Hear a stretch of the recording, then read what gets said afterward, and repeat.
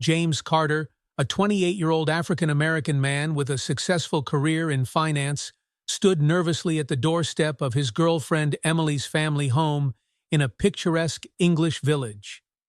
The quaint cottage, adorned with climbing roses and a white picket fence, exuded charm. Emily, a 26-year-old art curator with flowing auburn hair, squeezed his hand reassuringly. "Ready?" she asked, her green eyes sparkling with excitement. James nodded, though his heart raced. Meeting the parents was always a significant step, and he hoped to make a good impression. The door opened to reveal Karen, Emily's mother, a woman in her early 50s with sharp blue eyes and impeccably styled blonde hair. Her smile faltered slightly upon seeing James, but she quickly recovered. "Hello, darling," she said, embracing Emily. Turning to James, she added, "And you must be James, was it?" "Yes, ma'am. It's a pleasure to meet you," James replied, extending his hand. Karen hesitated before shaking it briefly. "Well, do come in," she said, stepping aside.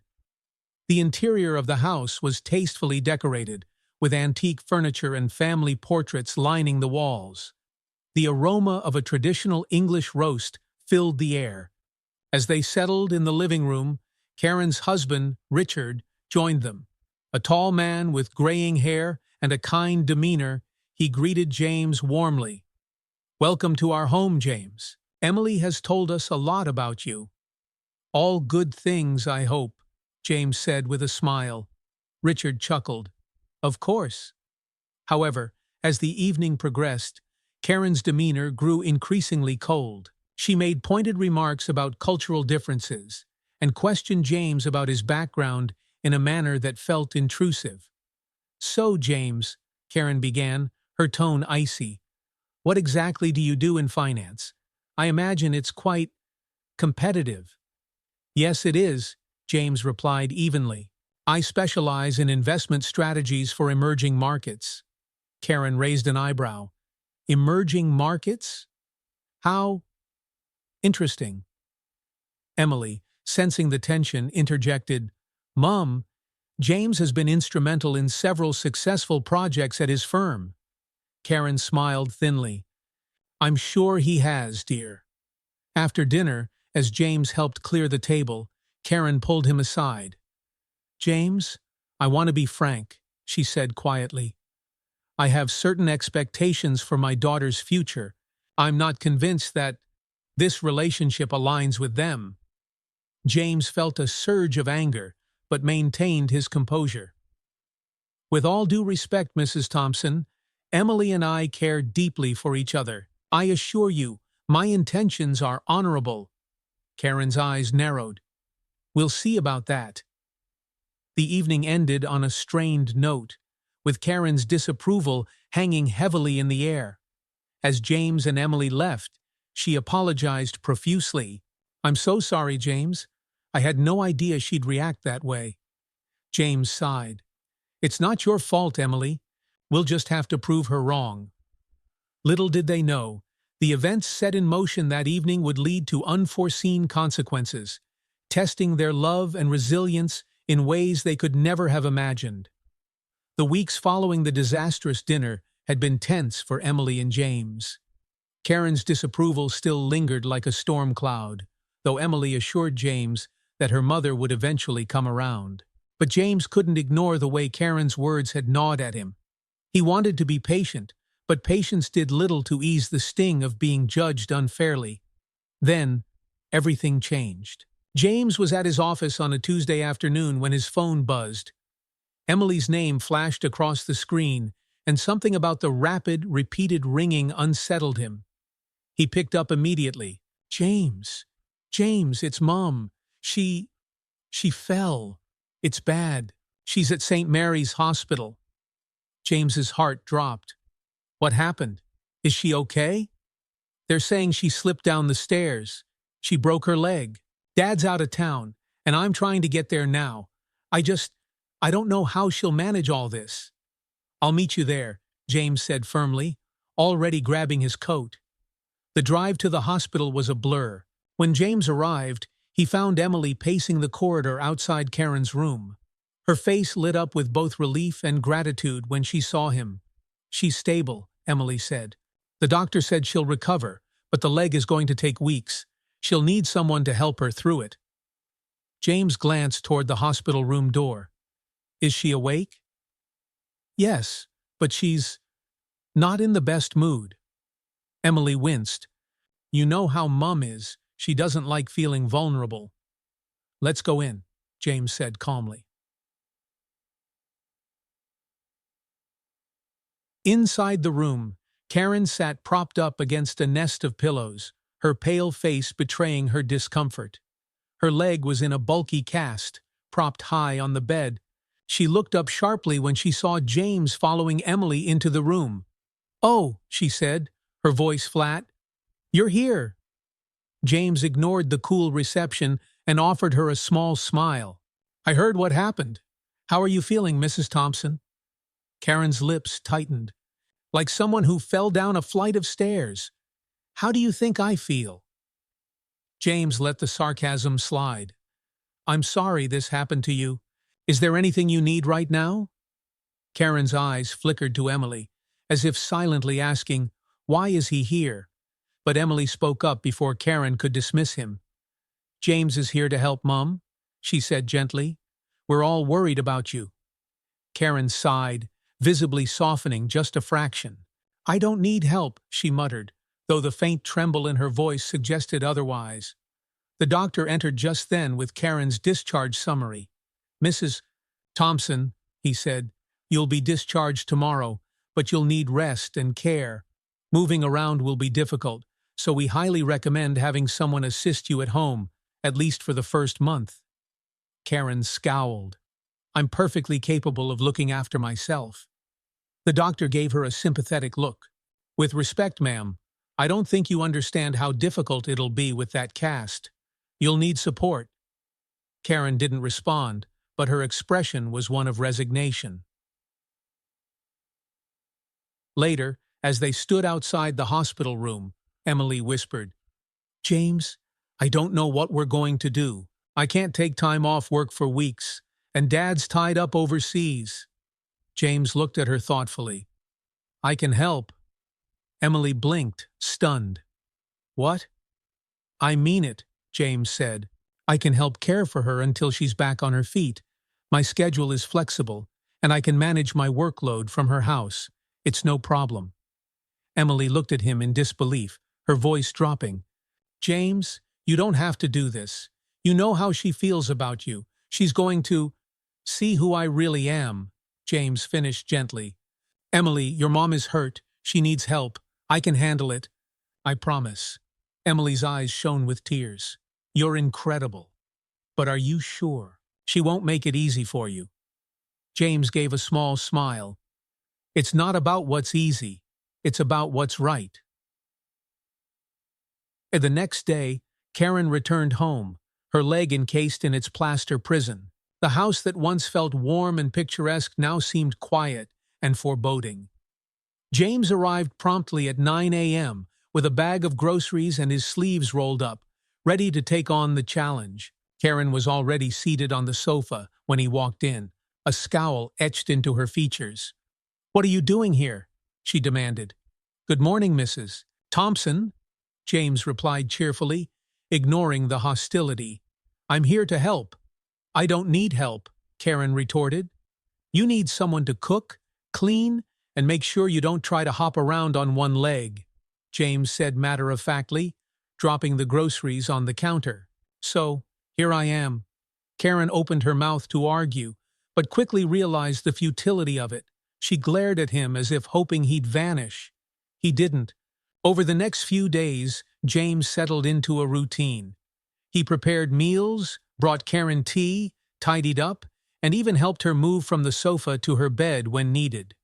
Though she refused to thank him or acknowledge his efforts, she began to notice the little things. The way he adjusted her pillow without being asked, or how he quietly refilled her water glass when it was low. One afternoon, as James brought her lunch, Karen muttered, "You don't have to do this, you know." "I know," James replied simply, setting the tray down. But I want to. Karen stared at him, searching for ulterior motives, but found none. She looked away, embarrassed. Suit yourself, she mumbled. By the end of the first week, Karen had begrudgingly accepted James's presence. She began watching him more closely, observing the quiet kindness in his actions. He never complained, never sought recognition. He just helped. One evening, as James prepared dinner, Karen finally broke the silence. "You're not what I expected," she said softly. James looked up, surprised. "What do you mean?" Karen's gaze lingered on him for a moment. "I don't know yet, but I'm starting to see." James smiled faintly and returned to cooking. The words were small, but they felt like the beginning of something. For the first time since they'd met, Karen wasn't just looking at James. She was beginning to see him. The days turned into weeks, and James continued to care for Karen with patience and dedication. Though her initial resistance was palpable, she had little choice but to accept his help. It was the small gestures that began to wear down the walls she had built. His steady presence, the care he showed without complaint, and the respect he maintained even when she pushed him away.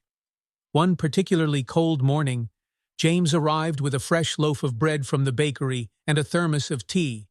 Karen was already seated on the sofa, her leg elevated on a cushion, an old book resting on her lap.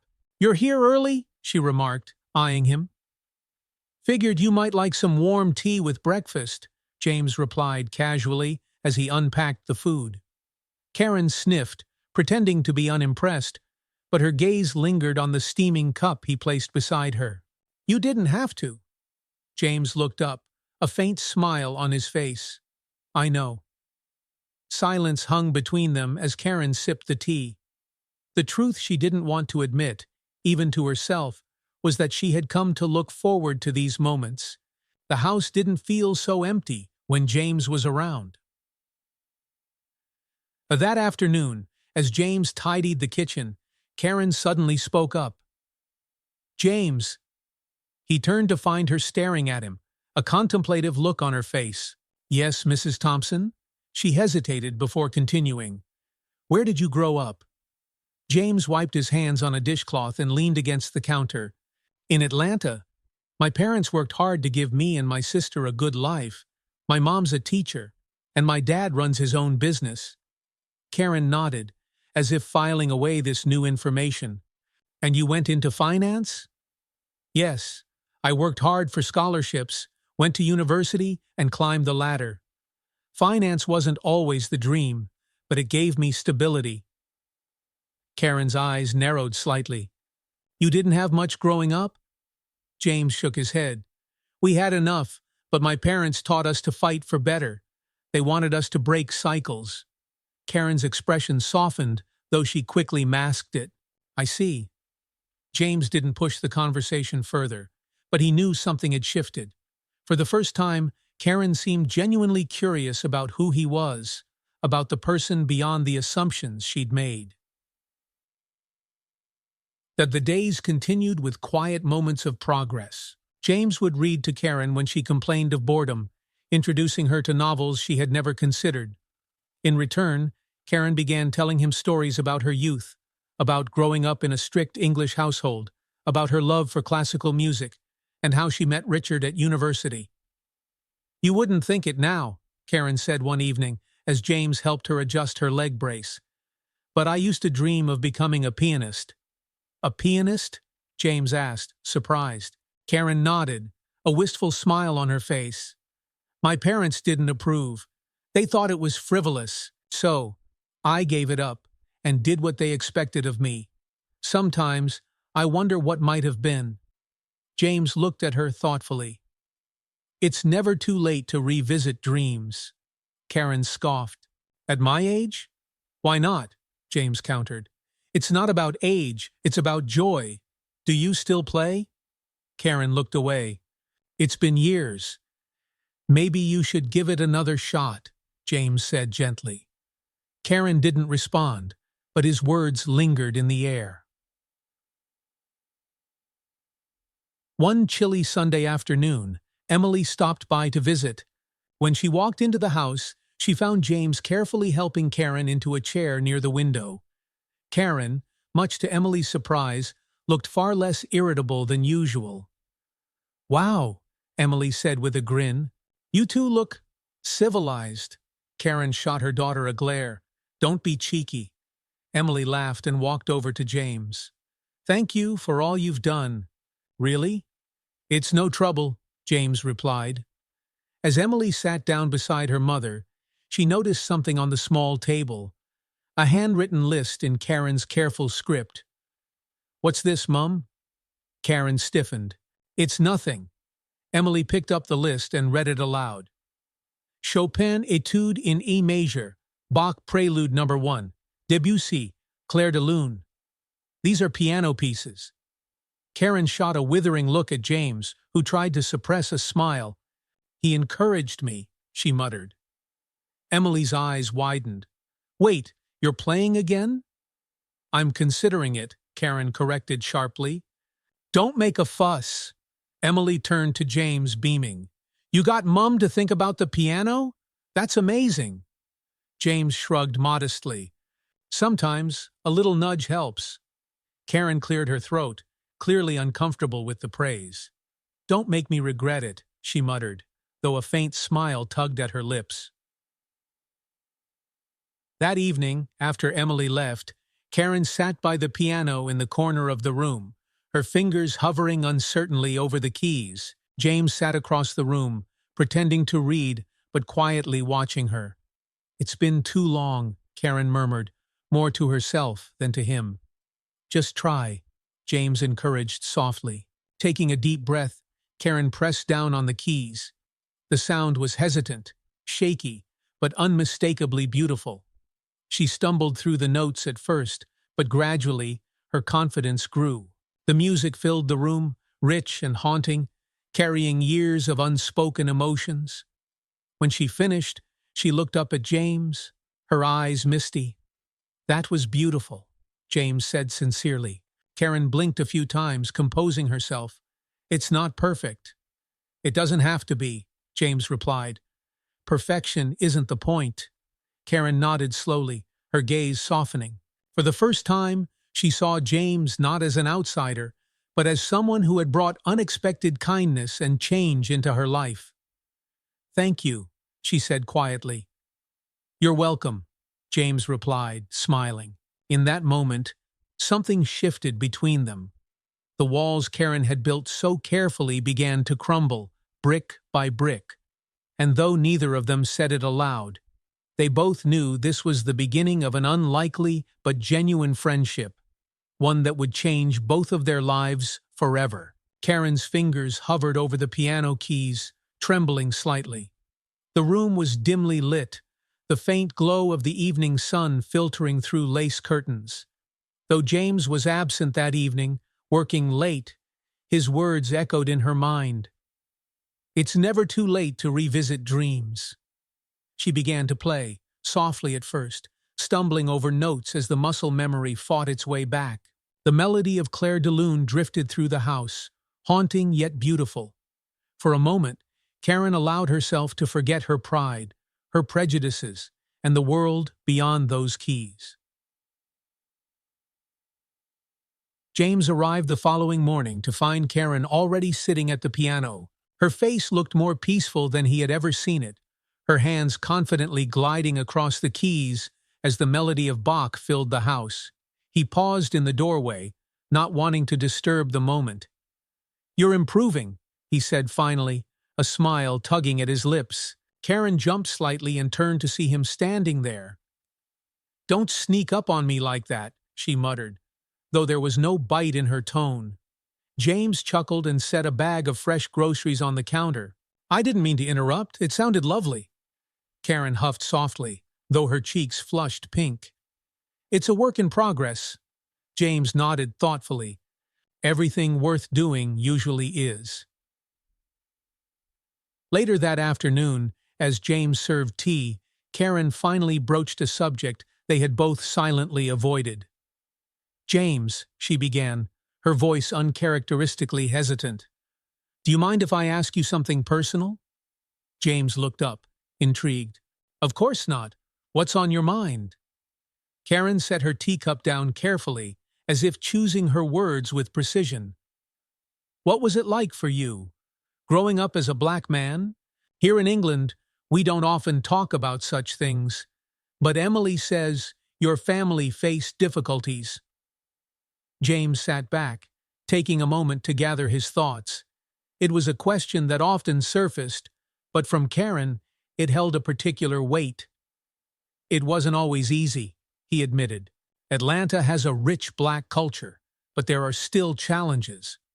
My parents taught us to work twice as hard to earn half as much respect. People make assumptions about you before you even open your mouth. Karen looked down, her expression unreadable. Is that how you felt when you met me? James hesitated. He could have softened the truth, but something in her eyes told him she wanted honesty. Yes, he said finally. I felt like you judged me without knowing who I was. I'm used to it, but it's never easy, especially when it comes from someone you care about impressing. Karen's gaze snapped up, surprise flickering across her face. You wanted to impress me? James smiled faintly. Of course, Emily loves you. That means you matter to me, whether you believe it or not. Karen sat back, clearly taken aback. I suppose. I never thought of it that way. James nodded. I think we all carry biases, Mrs. Thompson. The question is whether we let them define us or learn to overcome them. Karen stared at him for a long moment before she spoke, her voice softer than usual. You're a very wise man, James. James laughed lightly. I don't know about that, but I've had good teachers. Karen's lips twitched in the faintest of smiles. Your parents must be very proud of you. They are, James replied, his voice warm. But they taught me that actions speak louder than words. As the days passed, the tension that had once defined Karen and James's relationship continued to dissolve. Their conversations grew deeper, the silences more comfortable. Karen, for the first time in years, began to feel a sense of purpose beyond her carefully curated routines. It was during one of these afternoons that Emily stopped by unannounced. She found her mother and James sitting at the dining table, deep in conversation. I didn't expect to find you two so chummy, Emily teased, dropping her bag on a chair. Karen rolled her eyes, though the corners of her mouth twitched. Oh, don't be dramatic. Emily grinned at James. What did you do to her? She almost sounds like she's enjoying herself. James laughed. Just being myself. As Emily sat down, her gaze softened. You know, Mum, you seem different lately. Happier, I think. Karen bristled, though her cheeks flushed. I don't know what you're talking about. Emily shot James a knowing look. Well, whatever's happening, I'm glad. That evening, as James was preparing to leave, Karen stopped him at the door. James, she said quietly, her tone uncharacteristically serious. Yes? Karen hesitated, her blue eyes fixed on the floor. I owe you an apology for how I treated you when we first met. I let my own fears and assumptions blind me to who you really are, and for that, I'm deeply sorry. James felt his chest tighten with emotion. He hadn't expected those words, not from Karen. Thank you, he said gently. That means a lot to me. Karen looked up at him, her expression sincere. You've shown me more kindness than I deserve. I hope you know how much I appreciate everything you've done. James smiled warmly. You're welcome, Mrs. Thompson. Karen, she corrected softly. James blinked in surprise. Karen, he repeated, his smile widening. As he stepped outside into the crisp evening air, James couldn't help but feel that something remarkable had shifted. He had entered Karen's home as an outsider, a man dismissed before he even had a chance. But now, he was something else. A friend, perhaps, or at least a trusted presence in her life.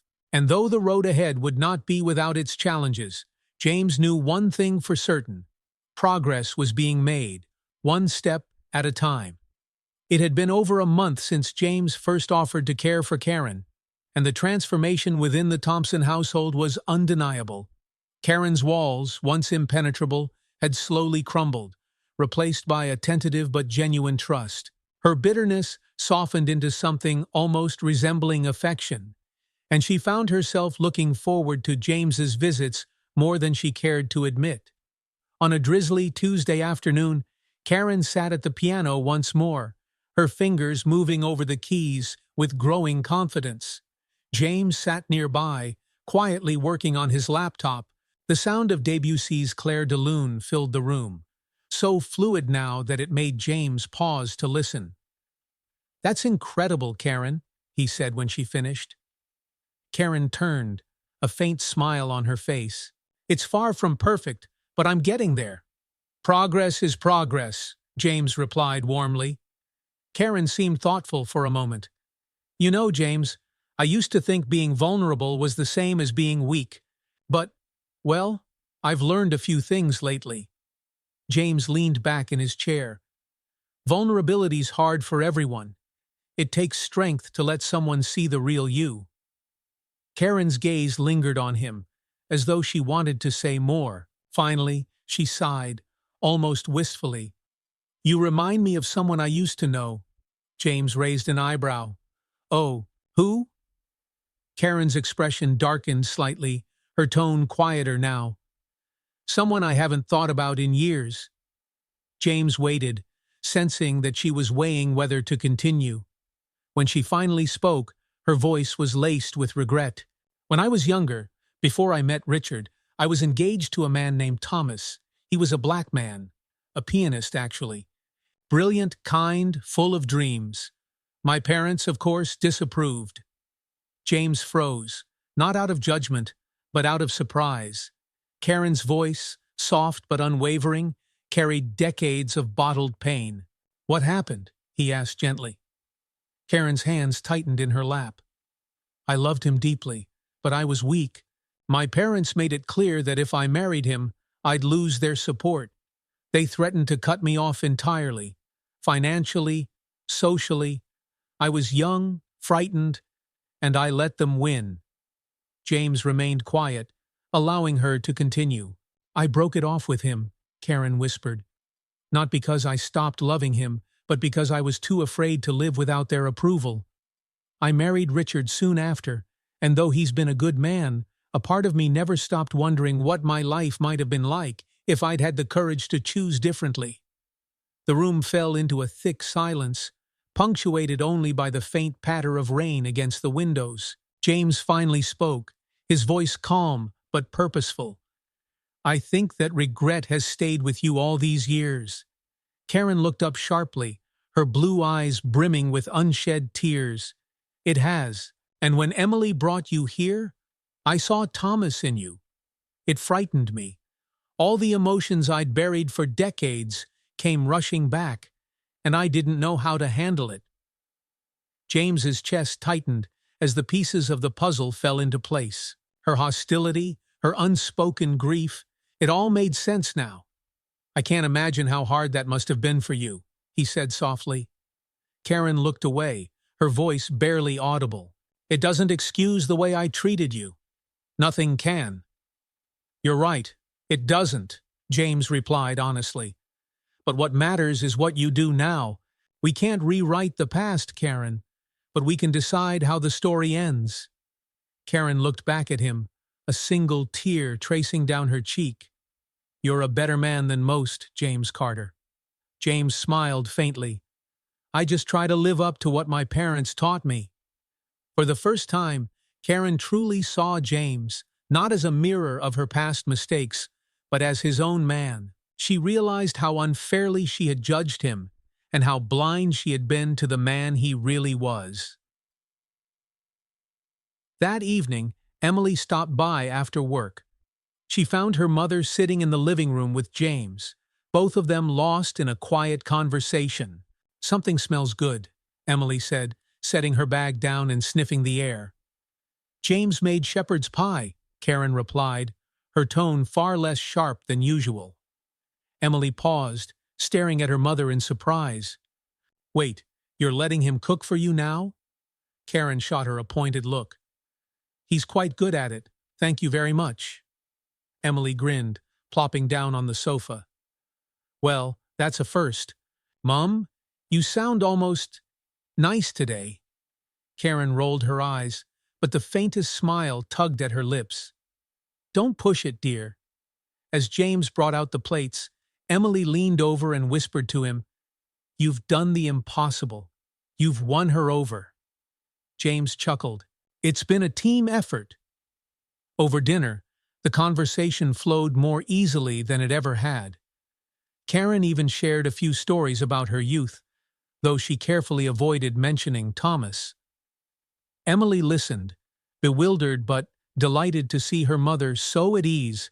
When the meal ended and the table was cleared, Karen turned to James and said, You know, I think it's time we invited your family over for dinner. James blinked in surprise. My family? Karen nodded firmly. Yes, I'd like to meet the people who raised such a remarkable man. James's heart swelled with emotion, though he tried to keep his voice steady. I think they'd like that. That night, as James left the house, Emily pulled him aside. James, she said quietly, what happened? She's so different now. James looked back at the house, the warm light spilling from the window where Karen sat at her piano, her silhouette peaceful. She let herself be vulnerable, he replied simply. And sometimes, that's all it takes. Emily smiled, her eyes shining. You're amazing, you know that? James shook his head modestly. Your mom's the amazing one. She just needed a chance to show it. As he walked toward his car, James felt a profound sense of hope. Karen had finally let go of the chains of her past, and in doing so, she had opened her heart to a future she never thought possible. And though their journey wasn't over, James knew that this was just the beginning of something beautiful, a story of healing, redemption, and the power of forgiveness. The invitation had been extended, and James's family was coming to dinner. It was a moment James never thought he would witness. Karen Thompson willingly opening her home to his parents, Victoria and Harold Carter. Despite the progress they had made, James couldn't shake the subtle nerves. This dinner felt like more than just a meal.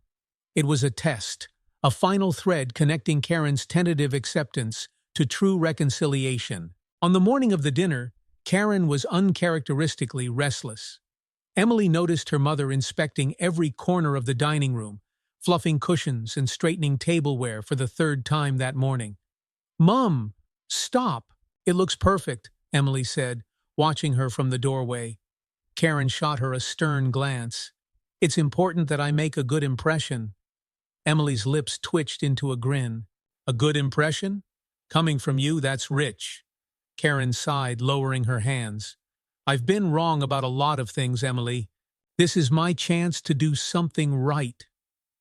Emily's heart swelled with affection. They're going to love you, Mum. Karen snorted softly, though her lips curved into a small smile. Let's not get carried away. By late afternoon, James arrived first, wanting to help. Karen greeted him at the door, far less formal than she had been weeks prior. You're early, she said, eyeing the bottle of wine he carried. I thought you might need a hand, James replied with a smile. And this is for dinner. Karen accepted the bottle, glancing at the label. A good vintage. Your parents have raised you well. James chuckled. That's what they'll tell you themselves, I'm sure. When the Carters arrived, the shift in energy was palpable. Victoria and Harold were warm and charismatic. Victoria, a retired school teacher with an infectious laugh, and Harold, a towering man with a calm, dignified presence. Mrs. Thompson, Harold greeted with a firm but gentle handshake. "It's a pleasure to finally meet you." Karen, in her best navy dress, smiled stiffly at first. "Welcome to our home. Please, call me Karen." Victoria stepped forward next, pulling Karen into an unexpected hug. "Karen, dear, thank you for inviting us." Karen froze for a moment, unused to such open affection, before awkwardly patting Victoria's back. "Yes, of course. It's lovely to meet you." Emily stifled a giggle from behind James. "This is going well already," she whispered. The evening progressed surprisingly smoothly. James carved the roast lamb Karen had prepared, though he had to quietly assist when she insisted on overseeing everything. The dining room, once tense and quiet during James's first visit, was now filled with laughter and conversation. "James was always such a determined boy," Victoria said proudly, recounting a story from his childhood. "He once spent an entire summer helping Harold build shelves just to earn enough money for a second-hand bicycle." "I had to have it," James added, smiling at the memory. Karen looked at him, her head tilted in thought. "It seems you've always been willing to work for what you want." Harold nodded firmly. "That's how we raised both our children. We wanted them to value integrity and resilience above all else." Karen's gaze softened, and for a moment she seemed deep in thought. "You've done a fine job," she said quietly. Harold smiled warmly. "Thank you, Karen. That means a lot." After dinner, they moved into the living room for coffee. Victoria took an immediate interest in Karen's piano. "You play?" Victoria asked, her eyes lighting up. Karen hesitated, looking briefly at James. "I've started again recently." Victoria's face broke into a grin. "Oh, how wonderful! Harold plays too, though not very well." Harold chuckled from across the room. "I'm good enough to embarrass myself. Let's put it that way." To everyone's surprise, Karen gestured toward the piano. "James has been encouraging me. Would you like to hear something?" Victoria clapped her hands together. "We'd be honored." Karen sat at the piano, her shoulders stiff at first, but as her fingers brushed the keys, the room grew quiet. She played Clair de Lune, the piece now smooth and confident. James watched her with pride, recognizing not just her skill, but the courage it took for her to share this moment. When she finished, Victoria wiped her eyes. "That was beautiful, Karen. Truly." Even Harold, the stoic man that he was, nodded appreciatively. "It takes courage to revisit old dreams." Karen turned to James, her gaze lingering on him for a moment. "I had a good teacher." James smiled softly. "You did all the work." As the evening wound down, Victoria and Harold prepared to leave. At the door, Victoria hugged Karen once more, this time without hesitation. "Thank you for a wonderful evening," Victoria said warmly. "I hope we can do this again." Karen, visibly moved, nodded. "I'd like that." Harold shook James's hand firmly. "Proud of you, son," he said quietly. As the Carters walked to their car, Emily turned to her mother, beaming. "You did great, Mom." Karen exhaled slowly, her gaze lingering on the retreating figures of Victoria and Harold. "They're good people. It's easy to see why James turned out the way he did." Emily looped her arm through Karen's. "You like them, don't you?" Karen paused, her lips curving into a rare, genuine smile. "Yes, I do." Later that night, as James prepared to leave, Karen walked him to the door. "James," she said, stopping him before he stepped outside. "Yes?" Karen looked at him, her blue eyes filled with something he couldn't quite place. Gratitude, perhaps, or maybe even peace. "Thank you for tonight. For everything. I never thought—" She trailed off, shaking her head as though words failed her. "You don't have to say anything." James replied gently. Karen hesitated, then spoke quietly. You've brought something back into my life I didn't even know I was missing, and for that, I will always be grateful. James smiled, warmth spreading through his chest.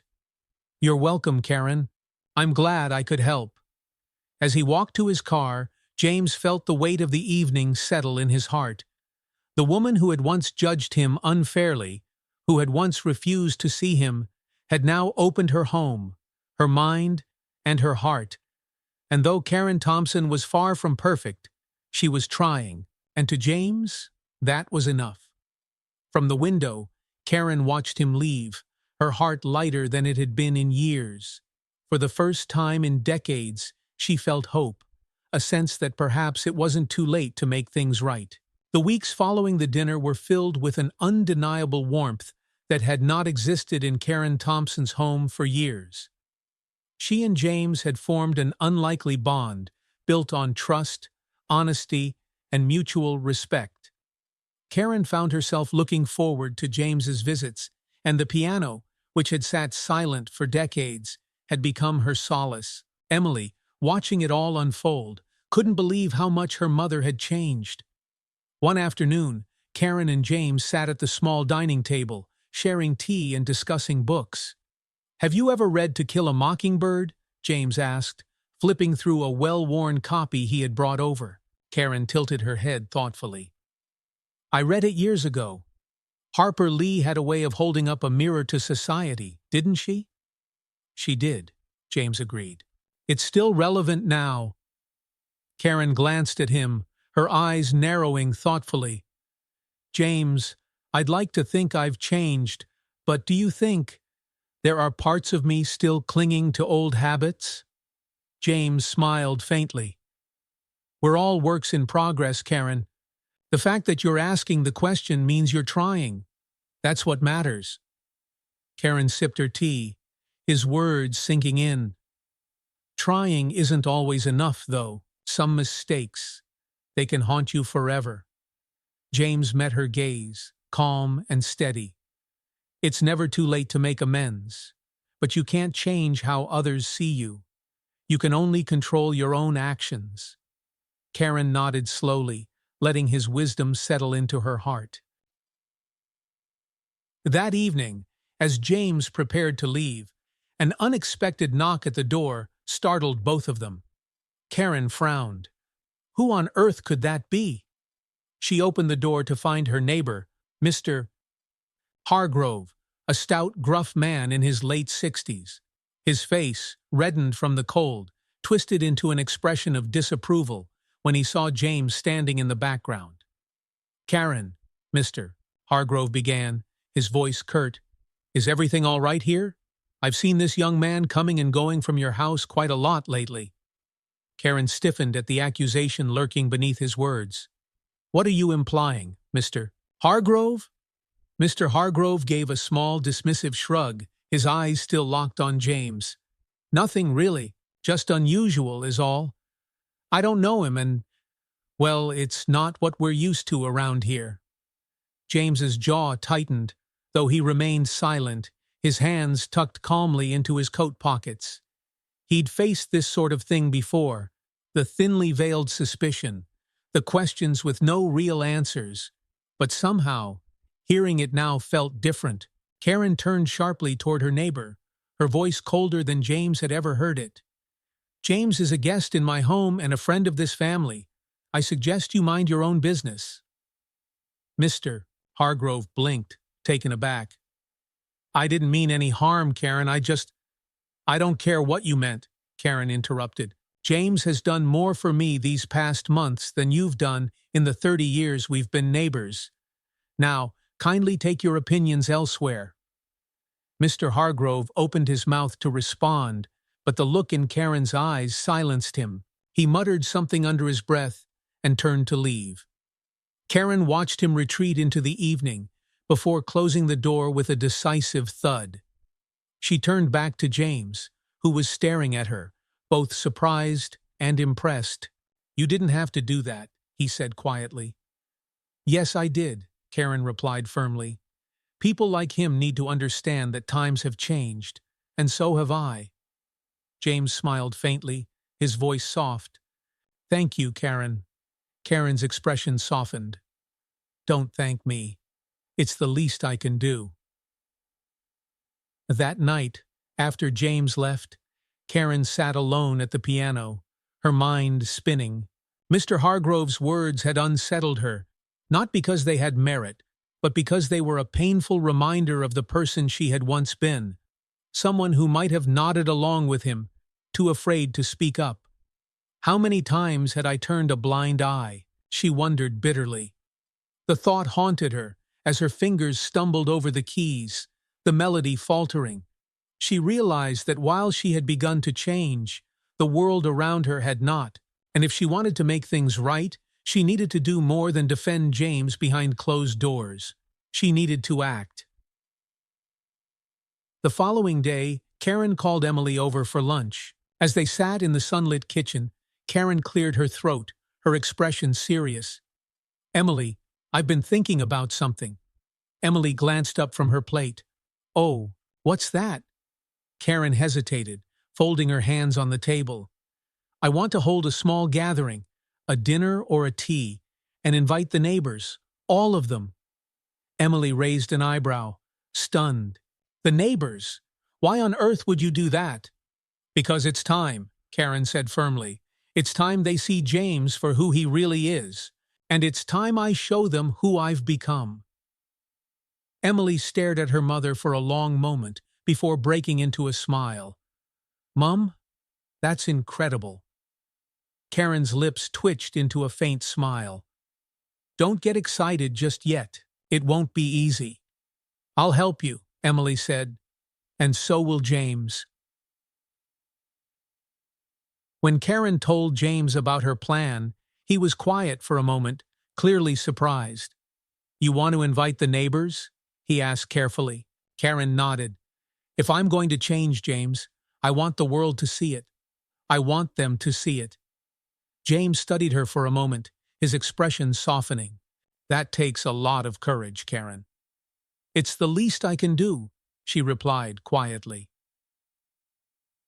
The day of the gathering arrived, and the Thompson home was filled with the scent of freshly baked scones, finger sandwiches, and warm tea. Karen had insisted on preparing everything herself, with James and Emily helping her along the way. One by one, the neighbors arrived, clearly curious. Mr. Hargrove came reluctantly, his brows furrowed as he eyed James. But Karen, dressed smartly and exuding confidence, welcomed everyone with the same warmth. As the guests settled, Karen stood in the center of the room and cleared her throat. The conversations quieted as all eyes turned to her. Thank you all for coming, she began, her voice steady. There's something I need to say. She glanced at James, who offered her a small, reassuring nod. For a long time, I let fear and ignorance shape the way I saw the world. I let myself judge people unfairly, and I hurt others because of it. But someone walked into my life recently and taught me something important. That change is always possible, no matter how old we are or how much we've failed. The neighbors murmured softly, exchanging glances. This is James Carter, Karen continued, gesturing toward him. He's become a dear friend of mine, and I want all of you to know just how proud I am to have him in my home. If any of you have questions about why he's here or who he is, I suggest you come talk to him and see for yourselves. James's chest tightened with emotion as the room fell silent. He hadn't expected Karen to speak so openly, so boldly. Slowly, people began approaching him, asking about his work, his family, his life. The conversations, though hesitant at first, grew warmer as the evening progressed. Even Mr. Hargrove shook James's hand, mumbling an awkward apology for his earlier remarks. As the night wore on, Karen stood back, watching it all unfold. For the first time in years, she felt a profound sense of peace. She had taken a step she never thought herself capable of, and the weight of her past mistakes began to lift. When the last guest left, Karen turned to James and said softly, Thank you for being patient with me. James smiled, his voice warm. Thank you for being willing to change. Karen nodded, her eyes glistening. It's because of you, James. No, James said gently. It's because of you. For the first time in decades, Karen Thompson felt free, free from judgment, free from regret, and free to embrace a future she never thought she deserved. The days after the gathering felt like a new beginning. Karen Thompson's house, once a place of quiet routine and unspoken regrets, had been transformed. The neighbors who had seen James as a question mark now greeted him with warmth. The woman who had once been defined by her prejudices and fears had become someone willing to confront her past. James continued his visits, though they no longer carried the weight of obligation. He came because he wanted to, because Karen had become more than Emily's mother. She had become a friend. One crisp autumn morning, as James helped Karen into her chair by the piano, she said something that caught him off guard. "James," she began softly, "I think it's time for me to write a letter." James raised an eyebrow, curious. "A letter?" Karen nodded, her gaze fixed on the keys. "To Thomas." The name hung in the air like a ghost, but Karen's voice remained steady. "I owe him an apology. He may never see it. I don't even know where he is, or if he's still alive. But I need to say the words, even if no one hears them." James's heart tightened as he saw the sincerity in her eyes. "That's a brave thing to do, Karen." "It's long overdue," she replied quietly. The following week, James arrived to find Karen seated at the dining table, a sheet of paper in front of her, her handwriting slow and deliberate. She glanced up when he entered, offering him a faint smile. "I'm nearly finished," she said, gesturing to the letter. "It's harder than I thought, putting everything into words." James sat across from her. "Sometimes the hardest words are the ones we need to say the most." Karen set her pen down, sighing deeply. "I spent so much of my life pretending I wasn't wrong. I let my pride and fear control me." James leaned forward, his voice gentle. "And now you're making it right. That's all anyone can do." Karen nodded, her expression softening. "You know, James, I used to think redemption was for other people, but maybe we all deserve a second chance." "You do," James said firmly. "And you're taking it." Several weeks later, Karen surprised both Emily and James with another announcement. "I've decided to organize a recital," she said one afternoon as they sat drinking tea. Emily blinked, stunned. "A recital? You mean you're going to perform?"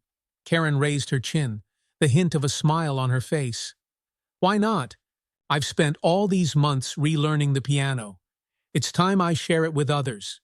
James grinned. "That's incredible, Karen. What are you planning to play?" Karen's gaze flickered toward the piano. "Clair de Lune. It feels right." The day of the recital arrived, held at a small community hall in the village. Friends, neighbors, and even a few members of the Carter family filled the seats. Emily sat in the front row, practically bursting with pride, while James stood at the back, his arms crossed, smiling softly as he took it all in. Karen walked onto the stage, dressed in an elegant navy gown, her once sharp demeanor softened into quiet confidence. She sat at the piano, her fingers resting on the keys as she closed her eyes and took a deep breath. The first notes of Clair de Lune filled the room, delicate and haunting, each one carrying decades of unspoken emotions: grief, regret, hope, and, finally, redemption. Karen played flawlessly, her heart poured into every measure. As the final notes lingered in the air, the audience erupted into applause. Karen rose from the piano bench, her hands trembling slightly, but her smile radiant. In the back of the hall, James clapped with quiet pride. He had seen the journey Karen had taken. the walls she had torn down, the courage she had found. This moment was hers, but it was also the culmination of something far greater, the power of change, of forgiveness, and of second chances. After the recital, as the crowd thinned, Karen approached James, her eyes shining. "Well?" she asked, a faint nervousness in her voice. James smiled warmly. "You were brilliant, Karen." "Truly." She nodded, her voice soft. "I felt free up there, for the first time in years." "You should feel proud," James said. "You've come so far." Karen glanced toward Emily, who was laughing with a group of friends nearby. "I couldn't have done it without you." James shook his head gently. "You did the hard part. You made the choice to change." Karen studied him for a long moment, her voice trembling slightly.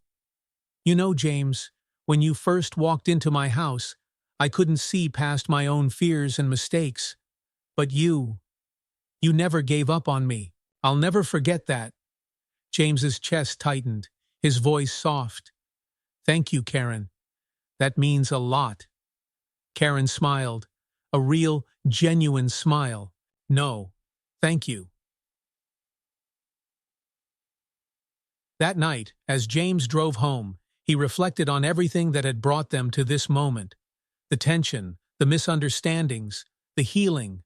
Karen Thompson had become a woman he respected deeply, not because she was perfect, but because she was willing to face her flaws and grow. When he reached his apartment, his phone buzzed with a message. It was from Emily. "Mom says you're family now. Don't forget that." James stared at the words, a slow smile spreading across his face. Family. It wasn't something that came easily, especially when bridges had been burned. But Karen had taught him something too. That redemption wasn't just for the redeemed. It was for those who dared to offer it. And so, as the night settled around him, James knew this was the end of one story and the beginning of another. A story of hope, love, and the belief that people could indeed change. Karen had found her redemption, and in doing so, she had reminded everyone around her that second chances were not given, they were earned, one brave step at a time.